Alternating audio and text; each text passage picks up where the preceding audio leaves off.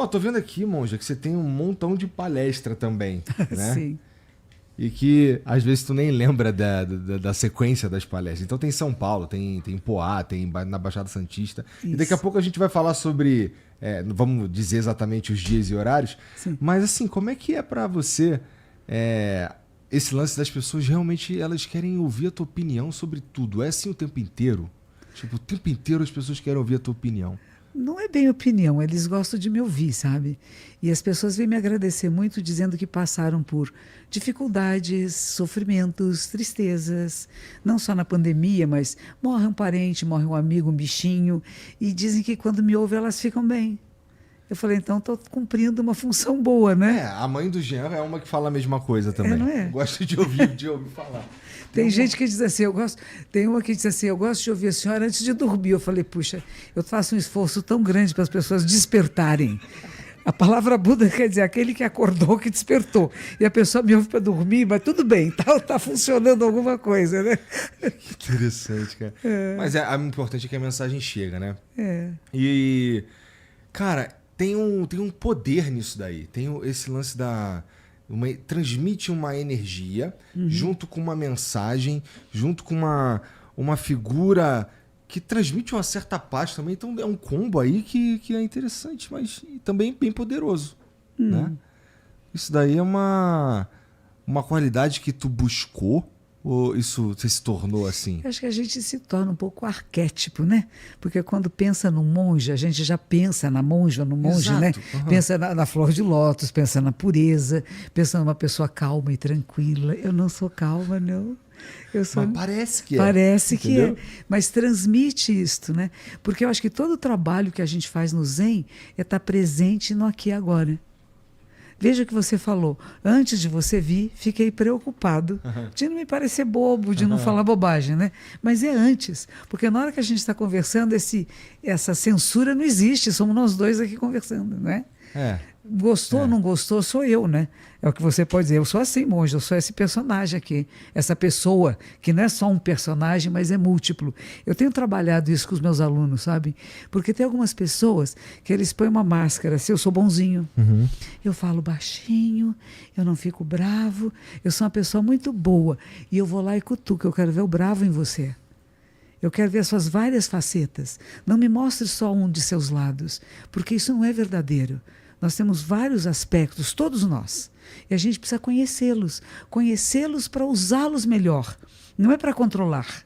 Porque as pessoas falam, tem que controlar sua mente, controlar sua boca, controlar suas emoções. Não é controlar, é conhecer e usar de forma adequada. E quando a gente erra, a gente pode pedir perdão. Se a gente fala uma palavra inadequada e que causa tumulto, que causa confusão, diplomáticas inclusive, a gente pode dizer, puxa, realmente essa palavra naquela hora, naquele lugar não foi adequada. Dava para eu dizer a mesma coisa de outro jeito. De outra maneira, não precisava ter usado essa expressão. E como é difícil para a pessoa chegar nesse lugar. O quê? O lugar de pedir perdão. O lugar de reconhecer que vacilou. Vacilei, errei. Mano, falei o que eu não devia. Por quê, cara? Eu tenho que estar certo o tempo todo. Aí entra um outro aspecto. Eu nunca falho, eu estou sempre certo. E na hora que você falha, você errou. Mas, eu não perguntei o mas. O que você fez, o que você falou, a atitude que você tomou, não foi adequada às circunstâncias. Claro que existem várias condições para que isso fosse. Mas é difícil a pessoa chegar na simplicidade e dizer, puxa, vacilei, falhei, vou ficar mais atento. É só isso. Desculpe, nem desculpe, puxa, vacilei, tá certo. Não tinha prestado atenção, vou ficar mais atento. Isso é a única coisa que eu peço para as pessoas que trabalham comigo. Porque você corrige uma coisa, a pessoa... Mas, monja, sabe por que eu fiz isso? Muito reativo, né? Eu falei, eu sei por que faz. A gente conhece as causas e condições. A gente sabe tudo o que está acontecendo. A história do Lula agora, que o pessoal veio, sei lá, quantos mil pessoas brigando comigo porque eu comentei. Eu fiz um pequeno Instagram, uma coisa dizendo, meu querido presidente Lula, eu votei nele, eu gosto dele, gosto da maneira dele estar no mundo, de coisas que ele diz. Eu disse, você fez uma coisa inadequada. A palavra que você usou para comparar é inadequada. Você pode pedir desculpas? Como que ele vai pedir desculpas? Eu falei, por que não? Todos nós podemos pedir desculpas. Aí tem uma gangue de gente em volta, uma gangue que eu digo, dizendo por que ele falou isso. Vamos explicar o sentido que ele deu. Eu entendi o sentido. Eu posso imaginar, o cara está na África, mostraram para ele tudo o que está acontecendo na faixa de Gaza sobre o olhar palestino, sob o olhar dos povos árabes. Então, nós estamos vendo muita gente, falam mulheres e crianças. Eu brinco com as pessoas, eu gosto muito de homens. Eu não quero que homens morram. Numa guerra morrem homens. Mulheres, crianças, velhos, idosos, cachorro, passarinho, árvore, morre. A terra morre. Uma bomba que você joga destrói a terra, que não vai ser mais fértil. Então, não é só mulheres e crianças, como se fossem as últimas vítimas do mundo, né? Todo mundo morre na guerra. Os prédios caem, tudo se vai. E a gente fala, imagine, mas imagine, claro, tem muitas imagens que não chegam até nós. Então, ele esteve em contato com essas pessoas que mostraram filmes e coisas para ele que ele ficou realmente, que horror que isso está acontecendo. Então, na hora que ele vai falar, eu compreendo, eu também diria isso. Nossa, vamos parar com essa matança, gente. Vão encontrar um caminho de paz. Existe um meio, deve existir algum meio, porque é medonho o que vocês estão fazendo, é muito feio, é desesperador. Todos nós que assistimos qualquer guerra, é muito feio. E não interessa se é criança, homem, mulher, se é idoso, se é cachorrinho, se é gato, se é árvore. Tudo nos fere e nos machuca, né? Então, o que fazer por isso? Agora, comparar com uma coisa que é Hitler é absurdo. Porque o que esse cidadão fez, o que ele não, o que o grupo dele fez, o que era sob o comando dele, o que foi feito, que a gente chama de holocausto, é o único na história. E o que se aproximou um pouco disto foram o que os Hamas, os meninos do Hamas que foram lá no dia 7 de outubro fizeram. Que era de uma violência inacreditável, psicopatia. Não tem nenhum afeto por ser humano. É pura psicopatia, né? Os estupros, as maldades, matar o menino cortando devagarzinho o pescoço na frente do pai, um adolescente. Isso é o que a gente sabe, fora tudo que não chegou até nós. Então, isso é um absurdo e com o propósito de extirpar judeus do pedaço. Queremos acabar com eles. Então, isso é mais próximo daquilo que aquele senhor lá no passado queria dizer, que era acabar com o povo judeu. E matou 6 milhões. E quem viu alguma coisa do que foi o Holocausto, algum filme, alguma fotografia, sabe que não tem nada a ver com essas bombas que estão jogando lá. É feio, é horrível, porque qualquer guerra é horrível, mas não é a mesma coisa. Não dá para usar a mesma escala, não tem comparação. Essa que é a parada.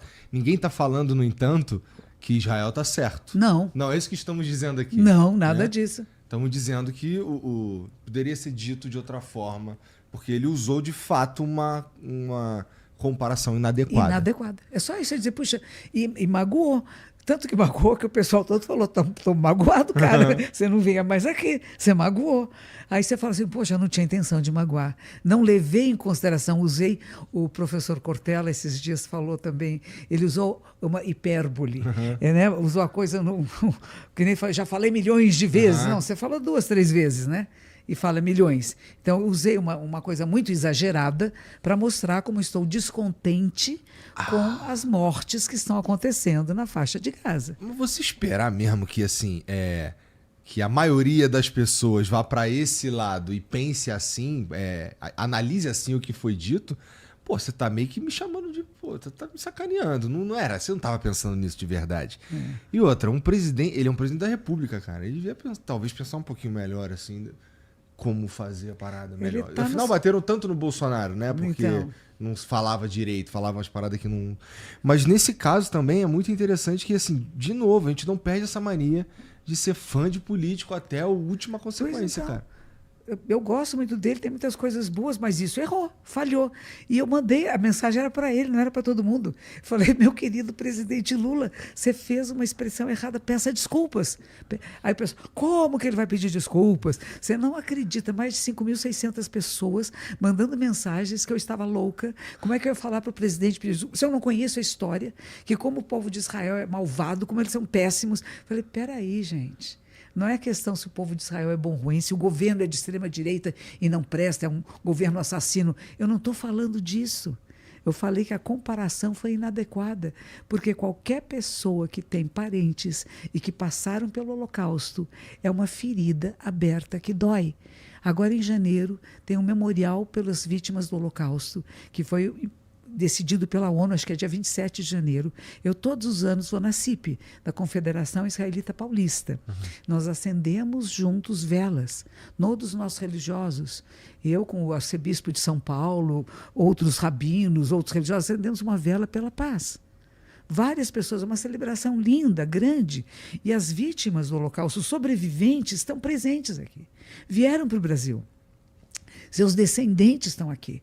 E você comparar aquilo que aconteceu, de 6 milhões de judeus serem massacrados, mutilados como foram, com bombas que são jogadas, que sim, estão matando pessoas, sim, mas não estamos querendo extirpar com a raça dos palestinos.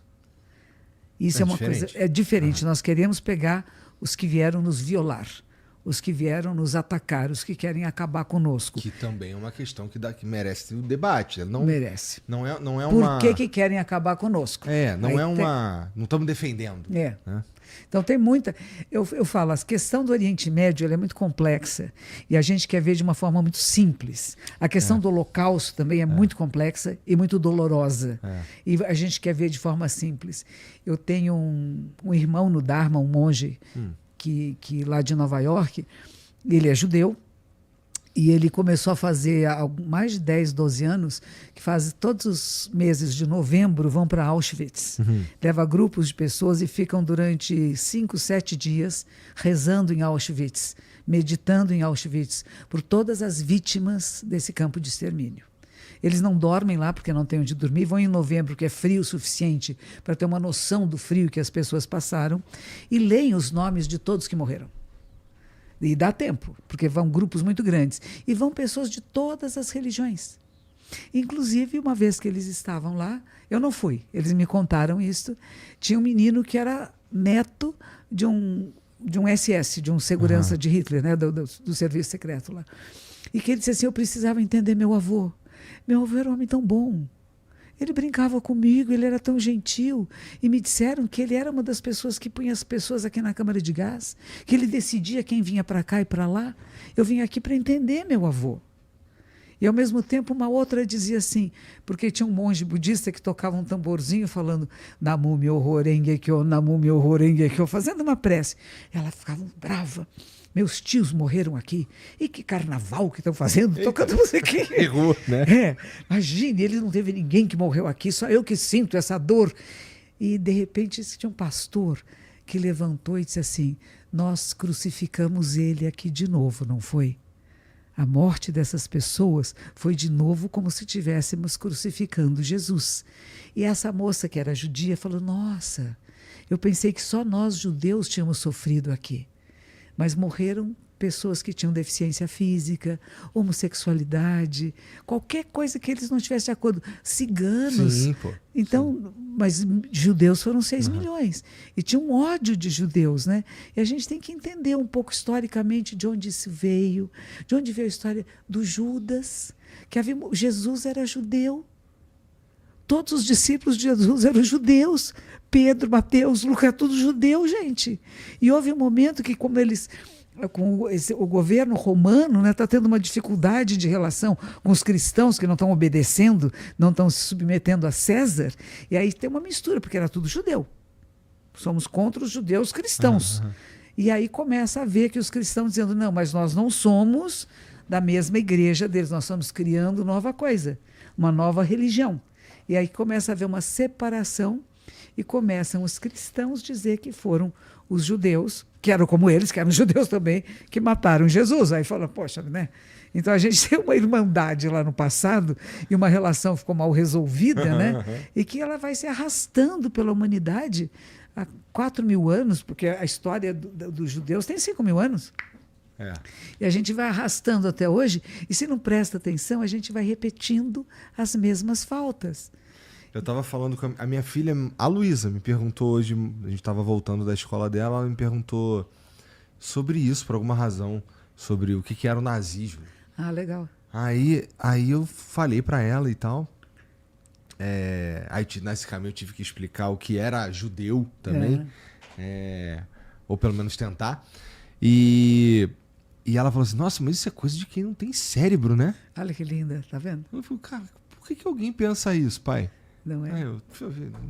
Se a gente... Quando eu era criança, uma vez tinha um menininho que eu fiquei muito amiga dele, eu dizia que era meu namoradinho, e tinha as meninas, minhas amiguinhas, estavam em casa. E ele telefonou, e eu toda feliz. Ai, ele telefonou, que legal. Aí a menina virou, mas ele é judeu. Eu falei, judeu? Eu falei, mamãe, o que é judeu? Porque ninguém falava ser judeu ou não ser judeu na nossa casa. E essa menina, uma coleguinha de escola, veio dizer que o menino que falava comigo no telefone era judeu. A minha mãe me deu o livro de Anne Frank para ler, o Diário de Anne Frank. E depois estava passando a peça de Anne Frank, ela me levou para ver. Você entendeu o que é judeu agora, minha filha? Foi muito educacional, né? Mas eu vou te explicar o que é. Caraca, foi até meio... Tu tinha quantos anos? Que talvez tenha sido meio hardcore também. Há uns né? 10, 11 anos. Porque ninguém falava sobre ser ou não judeu na minha casa. Nós não somos de uma família judia, mas nós não temos nenhuma discriminação. Na minha família Nunca foi uma questão, né? Nunca foi uma questão a ser discutida, conversada. Que nem uma vez me perguntaram se eu me considero preto ou branco. Aí eu, cara, lá na nossa galera, lá no Jacaré, né, que é por onde a gente andava, no Meier, lá no Rio de Janeiro, a gente não prestava atenção nisso aí, não era uma questão. Eu não me considero nada. É claro que eu sei ver quando o cara ele é preto, dá pra ver. Quando o cara é branco, dá pra ver. Agora, a gente, sei lá, nunca conversamos sobre isso com ninguém. Eu gosto muito que o budismo diz assim que nós somos bípedes. Eu adoro lembrar para as pessoas, somos bípedes e mamíferos. E somos da mesma espécie biológica, com diferenças maravilhosas. Não somos iguais, é outra coisa importante, mas somos semelhantes. Não ser igual é importante. Eu sou igual a você, não sou. Eu não tenho barba, meu cabelo não cresceu aqui assim bonito. Porque tu não quer, porque se tu quiser. Você me indica onde fazer, né? Se tiver caído naturalmente, né? É fácil de pôr de novo, né? Mas são escolhas que a gente tem, Entendo, né? E não somos iguais, definitivamente.